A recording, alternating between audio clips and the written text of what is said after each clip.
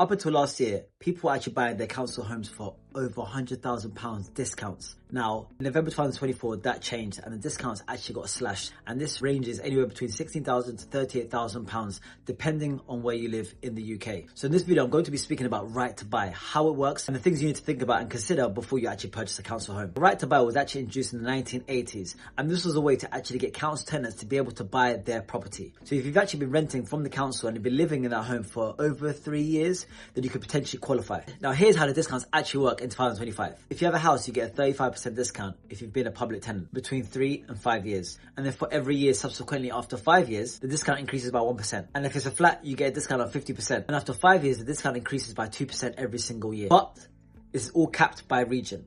So if the discount is larger than the actual maximum for that region, then it'll be the maximum discount amount that will apply for your council home. Now, before November 2024, the caps were up to £136,400 in London and £102,000 outside London. But now the caps are dramatically lower. In London, the cap now is £16,000, with only Barking, Dagenham and Havering having a cap of £38,000. In the southeast, it's up to £38,000 in a lot of places. In the northeast, it generally hovers around the £22,000 mark, and in other regions, it ranges between £24,000 to £34,000. So although the percentage discount sounds huge, so 35% on a house and 50% on a flat, is actually the caps that you really need to be looking at. So just to put this into perspective, if you're a tenant and you've been living in your council flat for 10 years, and it's worth £200,000, then you'd be subject to a 60% discount on that flat. However, the cap is just £16,000. So it'll only be the £16,000 discount that you'll get on that £200,000 flat. So you won't get £120,000 discount, you get £16,000 discount on that flat, being able to purchase it for £184,000. Now, how do you actually fund it? So lenders will actually look at the discount as your deposit. So you won't always need a deposit up front to actually fund the purchase. However, lenders will look at income and affordability and also your credit report as well. So lenders typically will lend about 4.5 to 5 times your income amount. Lenders will also carry out their own valuations as well. So it'll be based on that valuation if you can then actually get lending for the purchase price. So it's crucial to get the right mortgage advice before starting the process.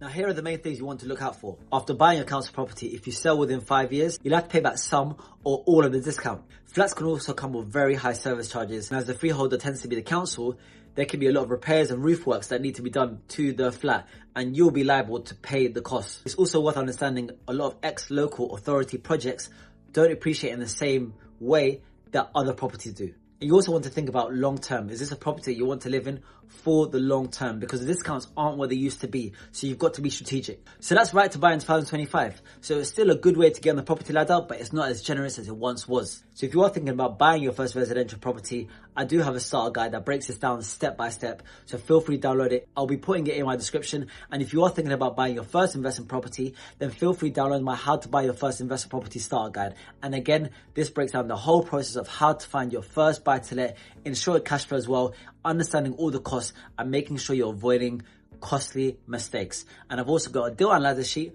where you can plug in your numbers and actually assess cash flow and your return on your investment. So if you enjoyed this video, do give it a like, and if you found value from this video or any other video on this channel, then do subscribe as well. And until next time, happy investing.